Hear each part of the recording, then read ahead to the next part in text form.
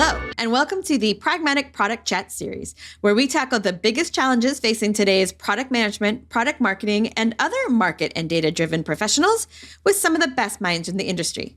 I'm Rebecca Kalogeris for Pragmatic Institute and your host for this episode. At Pragmatic, everything we teach really is designed to help ensure that product management can have the impact it can and should in an organization. But here's the truth. What we teach and the core skills and traits that make us all great product managers can also have an impact outside of work. It can have an impact on the world. And to share with us an example of where the pragmatic principles made a huge difference outside of tech are two longtime friends of the show and their special guest. So we have Neil Barron, who is the founder and CEO of Barron Strategic Partners, and Matt Anderson, who is the executive director of Mosaic. And they are going to tell us about a project they worked on together that had some really great impact. Welcome, gentlemen. Thank you. Glad to be here. Excellent. All right, Matt, why don't you get us started? You're new to the show, and tell us a little bit about Mosaic and your role there. Sure. So I am the executive director of Mosaic Interfaith Youth Action. We are a nonprofit organization based in the greater Boston area. And we were originally founded as Kids for Peace Boston in 2010. But we rebranded in 2022 to reflect our expanded mission, which was bringing together youth from diverse religion, racial, socioeconomic backgrounds to combat hate, foster understanding, and to take action within their communities. Through our programs, we empower youth around the ages of 12 to 18 to come together with the skills and the opportunity to engage with diverse peers and stand up against things like discrimination and to build lasting relationships across our differences. Our approach is built on experiential education and deeply rooted in service. So we put together those two factions in order to create a positive experience for our youth to engage not only within their own community, but across differences as well. In today's world, we're seeing a huge rise in anti-Semitism, Islamophobia, which is highlighting the critical need for our work. We create the spaces where young people can come together to learn from one another, to develop as leaders, and to become active agents of change within their communities.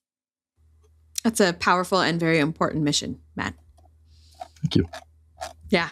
Okay. So set the scenes for us before you brought Neil in to help and Rod, right? Like, so what was kind of the inflection point? What was happening at Mosaic that made you think, you know what, maybe we need to look at things a little bit different? Sure. So for years, Mosaic, formerly Kids for Peace, our focus was limited in scope. So we had brought youth together within a summer camp. And through that summer camp, youth would develop relationships with one another and then move on to monthly programs. And after a while, it became clear that our reach was too limited. And though the experiences that individuals had at the summer camp were truly incredible, but we only touched a handful of lives at a time. If we wanted to make that real kind of comprehensive difference that we're looking for to shift the narrative around religious intolerance to build change and change makers, we had to think bigger. So really to bring in Neil, to bring in market reach, to bring in Rod, our challenge was how do we expand our mission and our programming? So the challenge for us, and one of the reasons we wanted to bring Neil and Rod in was how do we expand our mission and our impact in a way that's sustainable and impactful? And how do we scale our programs while staying true to our core mission? And so Neil was brought in at first to help with the strategic plan before I was even involved with the organization. So Neil's advisory component actually outdates me. I think it's, I've been there for about 4 years, and I think Neil's been there for about 5, helping out in that advisory way.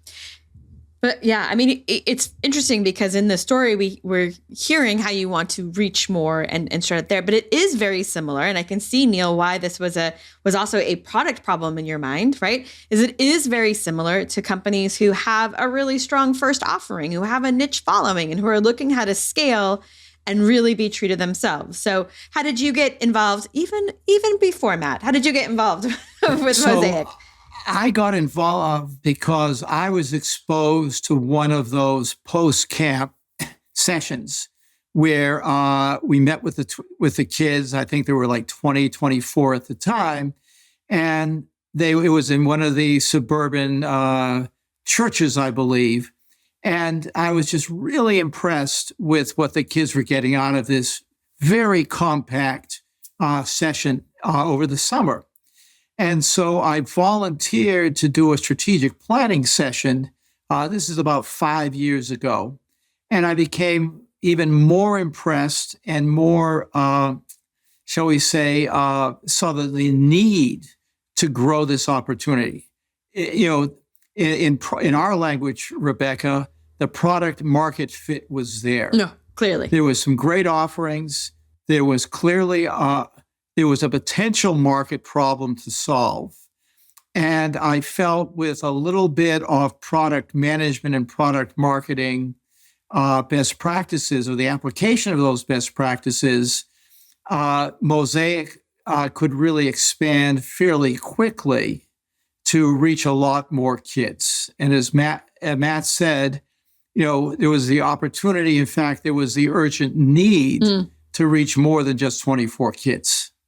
So I did the strategic planning session, and then I volunteered to become a strategic advisor to the leader at the time and also to the boards and the president of the board to apply my expertise, which is really B2B growth strategies, to Mosaic's challenges, which we can get into.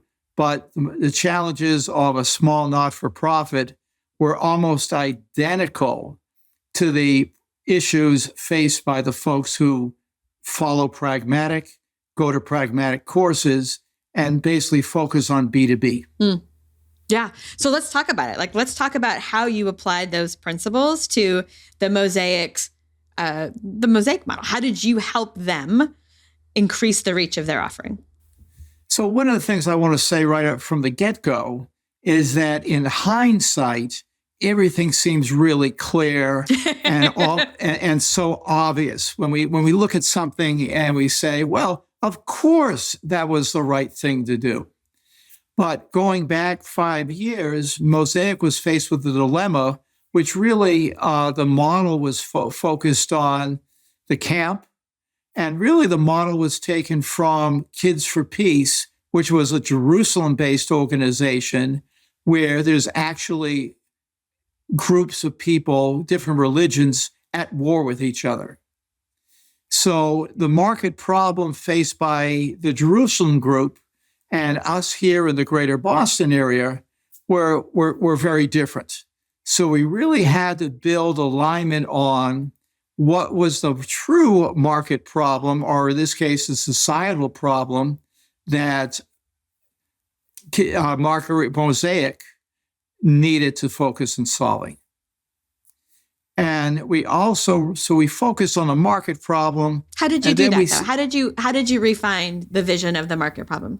So we spent a lot of time doing the Hito type interviews. Nothing important happens in the office. We sat down with clergy. We sat down of multiple different faiths. We spoke with parents. We spoke with the kids.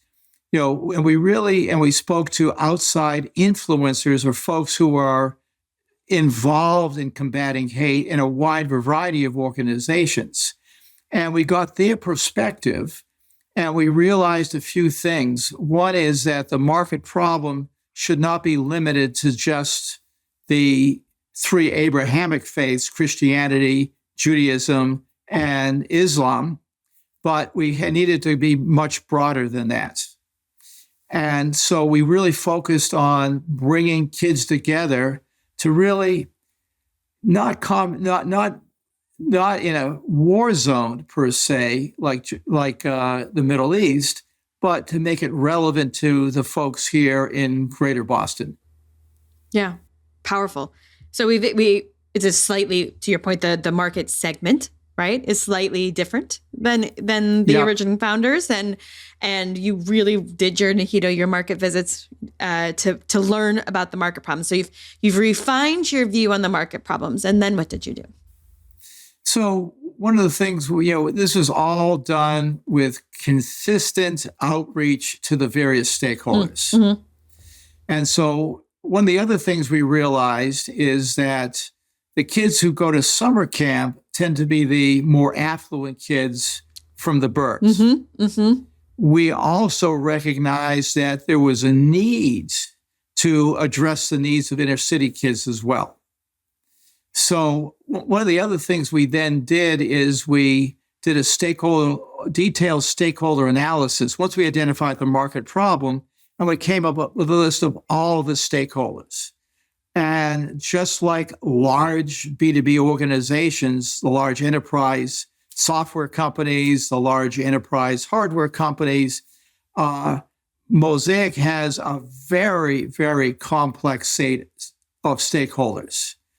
You have the kids, you have the inner city kids, you have the suburban kids, you have the parents, you have the faith-based leaders, you have the rabbis, the imams, the priests and the ministers, but you also had the youth leaders within those communities. So they were another stakeholder. You had the various donors. You had the large donors, and then you had the smaller individual donors. You had the corporations who donated. You also had the foundations that would also donate as well. So there was this very, very complex ecosystem that we had to work through. And we did a very detailed stakeholder analysis, not the usual persona stuff in terms of what kind of car do they drive or what's their favorite color, but instead really look at what do they want to get from an organization like Mosaic. What are their value drivers? What are the needs? We did a lot of definition of the value experiences. What kind of experiences would they value that would get them excited about Mosaic? So we did this detailed stakeholder analysis to really come up with the value drivers. And then the next step was we really looked at how well did Mosaic's current offerings meet the needs of those various stakeholders. And so we did a gap analysis, just like you would if it was a B2B organization or if you're a product manager. How well do your current offerings meet the needs of your target market? And by then, Matt was engaged, and we realized that there was quite a bit of work we had to do in order to meet the kids where they were. Just before we go further in the process, I'd be interested to, Matt, in how this process, when you joined in, how did it feel as a not-for-profit organization? Like what Neil's talking about is something that feels very typical, right? This is the area that we know. This is how we approach this in B2B. Did this feel did it feel native? Were you speaking a different language internally? Was this a new muscle you guys were learning, but it still felt really comfortable? Or did you push yourselves a little outside of comfort zone? To be honest, when I came on board, we were just coming out of the pandemic. And so everything felt weird anyway. Everything was askew. And my whole career had been in not-for-profit organizations. Mm-hmm. And so working with Neil, working with Rod, and the analysis that they were looking to do and the stakeholder analysis and the interviews and things of that all made sense. It's maybe things that we weren't putting into practice in our daily, in our strategic plan we would, but in some of the facets of nonprofit work that I've been in before. But when we started to look at it and started to integrate it into, our own, insight into our own organization, it really made sense to jump in that way, and really felt comfortable to do it. I mean, we have different language, I think, for some things. I call, I use some of the old sociological terms when I talk about like push-pull factors. Like, why are kids not engaging? Why are they engaging? It's a sociological term for immigration, actually. So I use that. Neil uses different terms. But, it makes sense because we're talking about what brings youth, what brings parents, what brings congregations to Mosaic, and what keeps them from engaging with us. And how can we overcome those gaps or provide more opportunities to pull more youth in? That makes a ton of sense. And like you said, sometimes it's a different language. It may not have been the structure or framework you're familiar with, but the concepts and the goals are the same. I think particularly when you were talking about, Neil, the experiences that they value and really mapping that out. And when you, Matt, had talked about experiential learning being such a big part of what we do, I would think that exercise was super also illuminating into when we get to the solution side, right? Really understanding that, because that is what you want to build, is those experiences that help them transform. That research must have been particularly illuminating and powerful. Yeah, it was. And part of what we learned was that Mosaic was not selling the experience. And once again, I use the term selling because I'm a B2B guy. Yep. Matt doesn't talk about selling, but, convincing, influencing. But one of the things that was real interesting is that we weren't selling the experiential learning, or you weren't selling the methodology. And before Matt came on board, before I got on board, a lot of the messaging for Mosaic was around, well, we have this really cool learning model and we can do this and we can do that. And we moved it and we shifted to outcomes. And one of the first things that we did with Matt is we began collecting stories that talked about the outcomes. And Matt and I and a few other members of the leadership team really looked at these stories as foundational to getting us to where we needed to go, needed to get the stories to excite people. So they were almost, in our language, mini case studies, mini testimonials, the way we would use it in B2B. And, one example that really touched me, and this is especially after we moved towards the inner city, Matt and his team were doing a program at a church in Roxbury, which is the inner city part of Boston. It's not a very affluent area. And one of the things that Matt told me was that the kids, who were all about 11, 12, 13 years old, were basically of the position that who cares what a bunch of Black kids in Roxbury think? And they had this attitude about themselves that nobody really cares what we say, nobody cares about us, through the magic of Mosaic. And one of the programs is the kids tackled an issue that was critical to them, and they actually got a response from the mayor's office, and the mayor sent a representative to them. And so these kids went from not really feeling very empowered to having a complete change. And really, this is part of the magic that you get from the Mosaic programming, is these kids had a brand new perception of themselves. That's fascinating. When you started talking about it too, it was about, you're giving them other perceptions and new ways of looking at other groups. Right? That's kind of where it feels like it started, but also it's for that to also change the way they perceive themselves is powerful, right? Yeah. So we work at multiple levels. Is that the kids gain skills, they gain confidence, they gain new senses of self-esteem, and they also gain external skills in terms of how do you interact with each other. The kids are no longer in awe of somebody from the mayor's office or somebody from the governor's office, because Mosaic has those connections. and the kids get these kinds of exposures. But the kids also realize, how do they apply these skills? Another great story that, Matt, is of that Christian girl through Mosaic, learned a lot about Muslims, made friends with Muslims. And so there was a situation in her high school where a group of kids who were not familiar with the Mosaic principles started to pick on a Muslim girl. And through the bystander training that this Christian girl had taken through Mosaic, she had the confidence to stand up for her Muslim friends and made the whole problem go away, which is at a local level and a one-on-one level, just really makes you feel great knowing that this is the kind of impact that we've been having.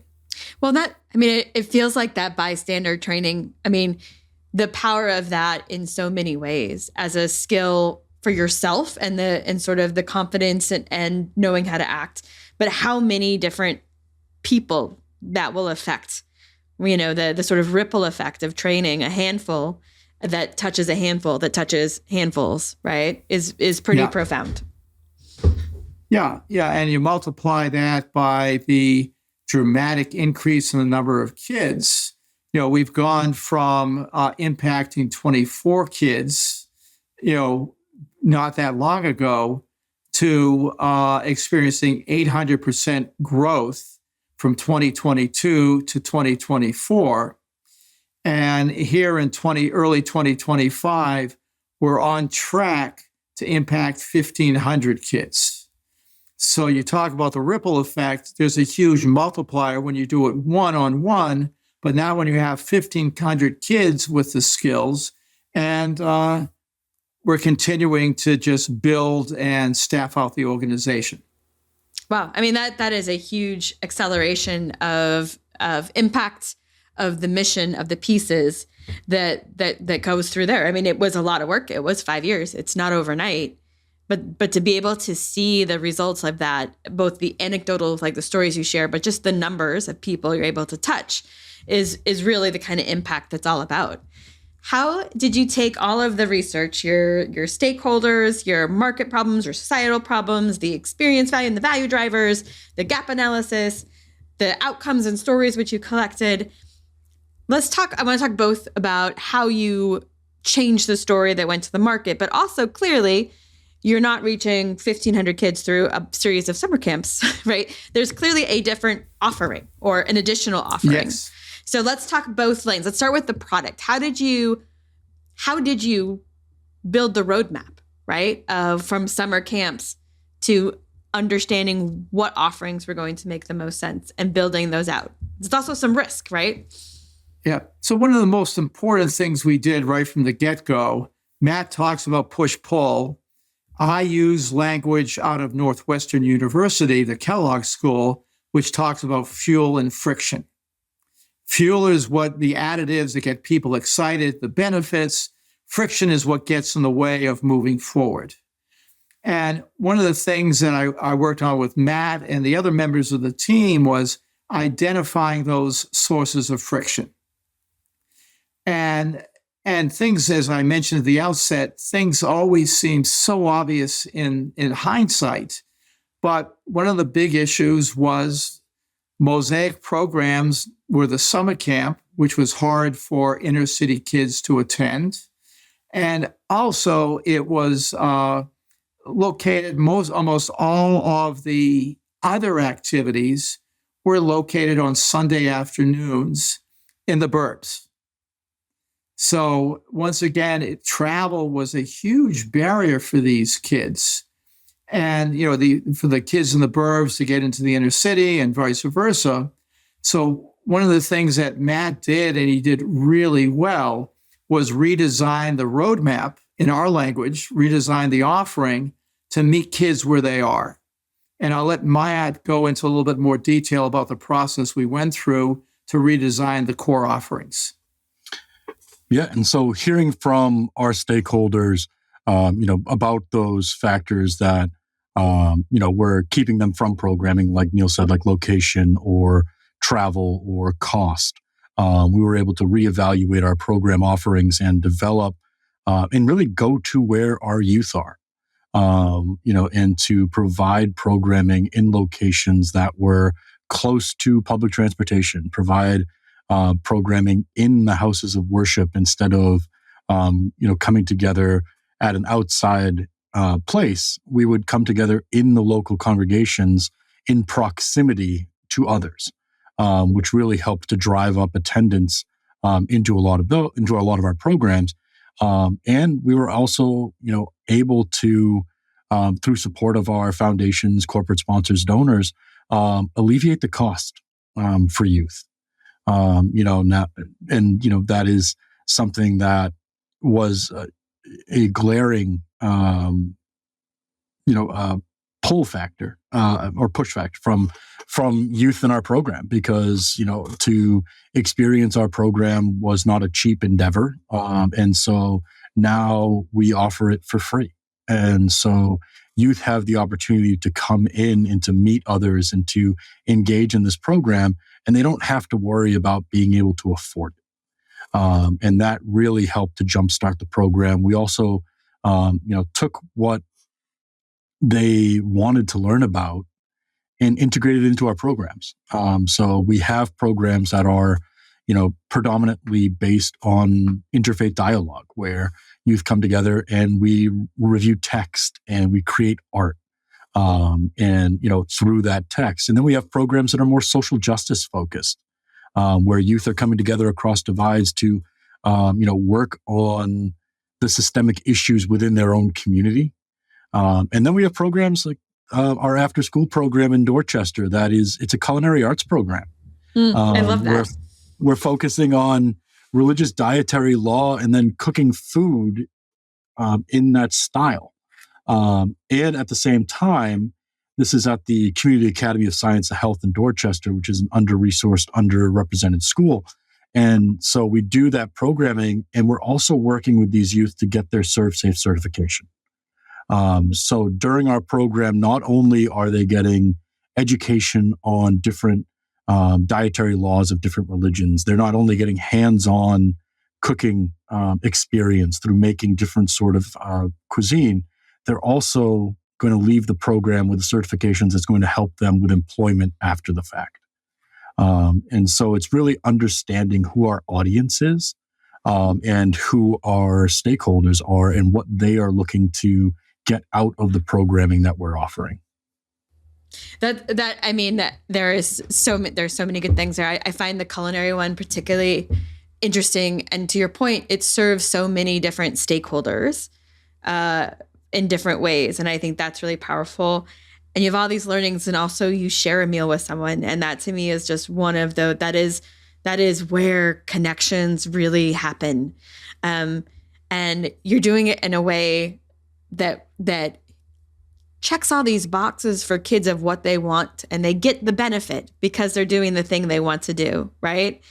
And so that I just think is such a great product offering in our terms, when the benefit, it's like you get your medicine, but it doesn't taste like it.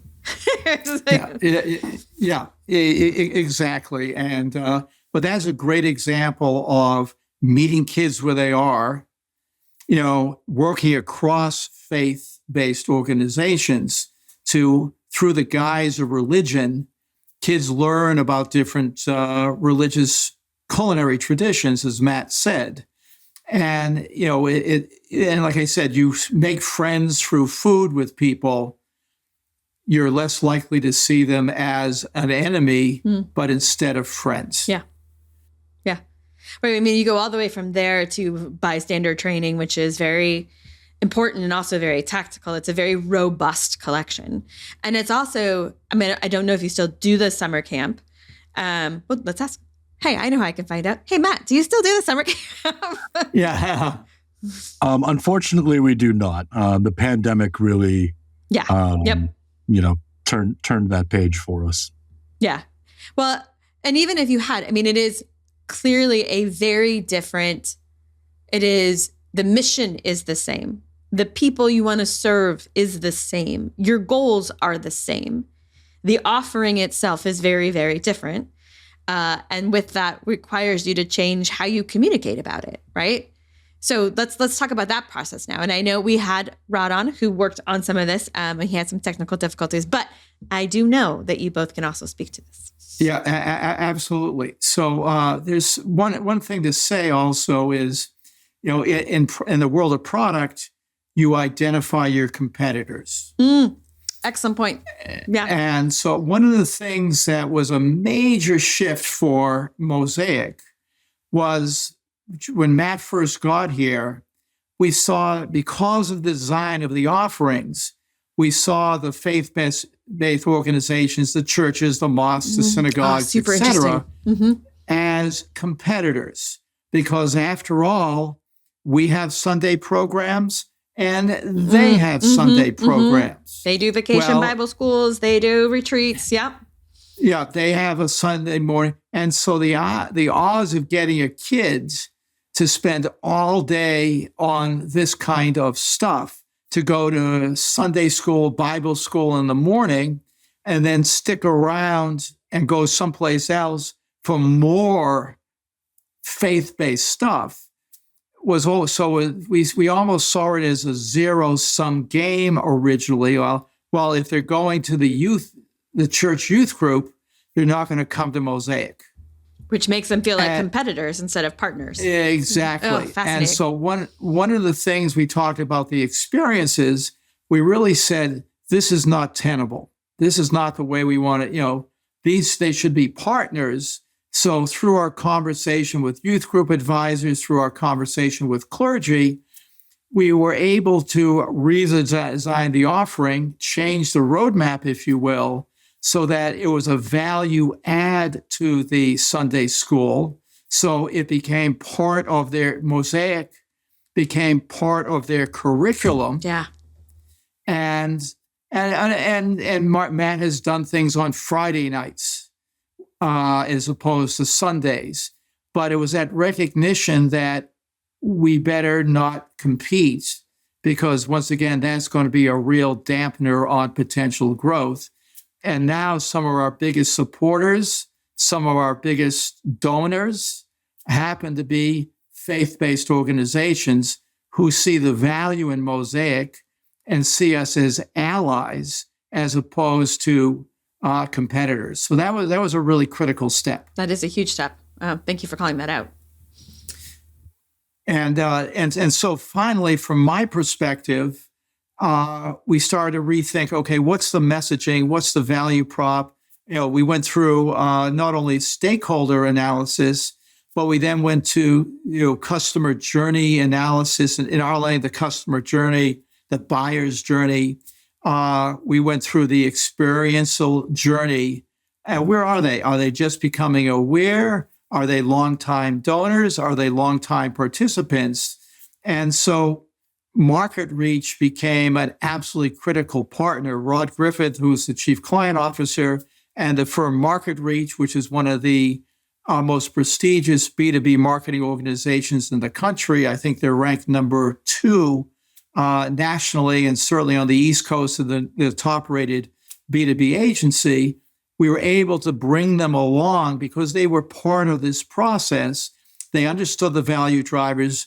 They were able to help us really hone the messaging, like Mosaic was one of their high-tech clients. And we were able to create value props, messaging that really excited each stakeholder. And so whether it was creating content, the monthly newsletter that went out, whether it was fundraising cards, market reach was absolutely essential at converting all this research into stakeholder analysis. And they were just fantastic partners to Mosaic at this point. I'll let Matt comment on that as well. Yeah, I think, market reach, and Rod in particular has been a tremendous partner for me in developing a lot of our material our branding material, the things that we're sending out to our audience, to our youth, that we're using in presentations. just gave a presentation to over 100 educators across Massachusetts. And, Rod really helped to define that presentation. And sometimes it's simple things like, hey, Matt, that's way too many words, on a slide. Sometimes it's a lot more complex, like, the logo and where it's positioned and how it looks, and just that design aspect that as a nonprofit professional my whole career I don't have that eye for, and so they've been instrumental in not just reaching more individuals but ensuring that our messaging was always clear and aligned with our vision of creating a more just and inclusive society every time we sent something out to our stakeholders. I love that. And I think one of the things that I'm sure they're also, because I've seen their work before too, like you really do have very diverse stakeholders. And we talked about that in terms of how did that affect the offering design. And Neil, you touched on this too. It's how I communicate with each of them would be vastly different, not just on are they a sponsor or are they a potential student to participate, or are they, parents of participants? Like there's all of those that are very distinct. But even to your point, Neil, like their experience with Mosaic in the past, right? How much of this journey did they need to, how much do we need to build bridges from when we were at the summer camp so that you understand what this is like a continuing of, or, hey, we shouldn't bring that up because it doesn't matter. They didn't know about it, right? Like there is an enormous number of segments there to talk to appropriately. And it can be a very complex sort of market messaging map if you don't have someone who can help you be like, don't forget, this is the group you're talking to. So I'm sure that was very powerful. And I'm sure it's something you do. You must wear a million different hats, Matt. Like every person you talk to, you must be like, oh, I'm going to put on my other, right? There's a lot of different stakeholders that you even personally have to communicate with on a regular basis. Yeah, absolutely. So we have the stakeholders, but we also, one thing I've learned, because this is my first real work with a nonprofit. Yeah. And so I'm a B2B guy. I've spent my career supporting B2B sales. And I'll tell you a little secret. The difference between fundraising from large donors or from corporations or foundations is exactly the same process we use to sell large, high-ticket B2B items. It's and when you think about sales enablement, market reach has been very, very impactful in what we call, sales enablement for nonprofits, which is basically donor engagements and donor engagement tools. What are the stories? What's the material? If we're going after a particular type of foundation, what kind of tools do we need? What kind of stories do we have to tell? What kind of messages do we have to include to excite that particular organization or individual to give and donate to Mosaic? So Mosaic doesn't collect revenues, but it certainly collects donations. Yeah. Well, and to your point, like what I need to do to talk to a large organization who has an established fundraising or, a donation arm, but I have to convince them versus an individual who I want to get a smaller donation, but those add up, right? But again, the story and the approach and what the tools I would need would be very different. They're very different, and that's similar to doing a sales enablement with a large B2B organization.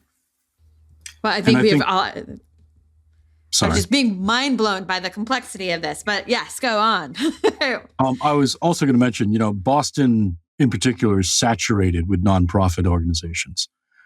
We have so many competitors for funding from foundations, for grants, for donations, that one of the other things along with messaging is the research and understanding who these foundations are, what are their funding priorities, who have they funded in the past, and how do we align, how does our vision and mission align with what they're looking to fund, and how do we tell a compelling story that is going to promote us to the top of the priority list.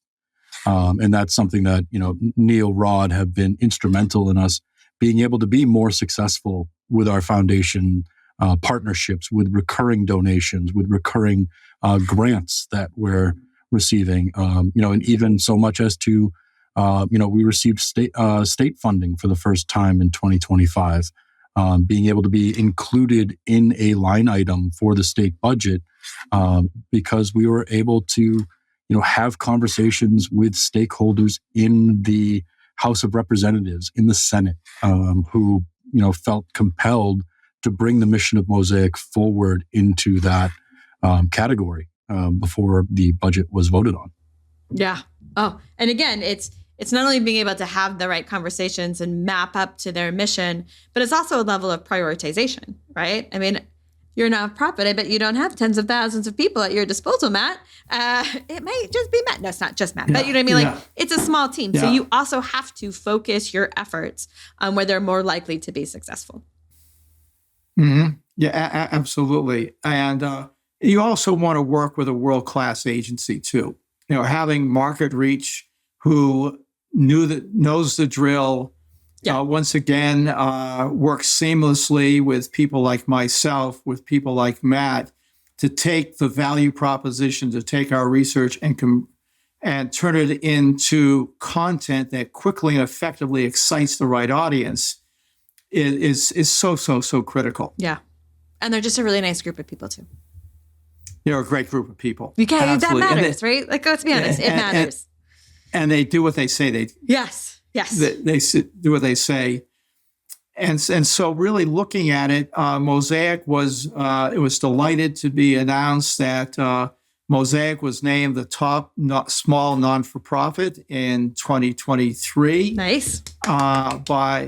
By the Mass Nonprofit Network, which is sponsored by Blue Cross Blue Shield and also by Citizens Bank. And I don't know if I left out any sponsors, Matt.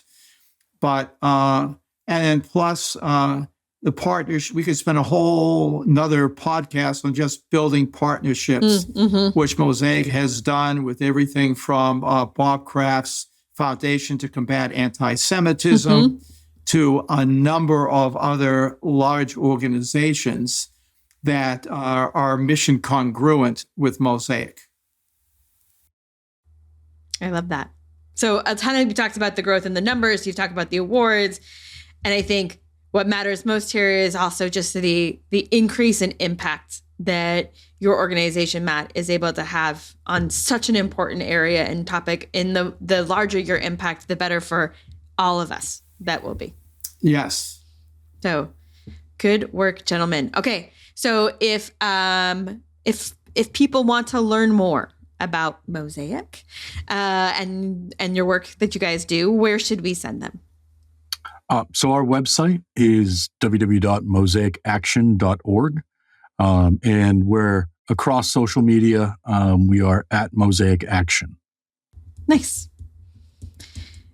And Neil, if they want to learn more about you.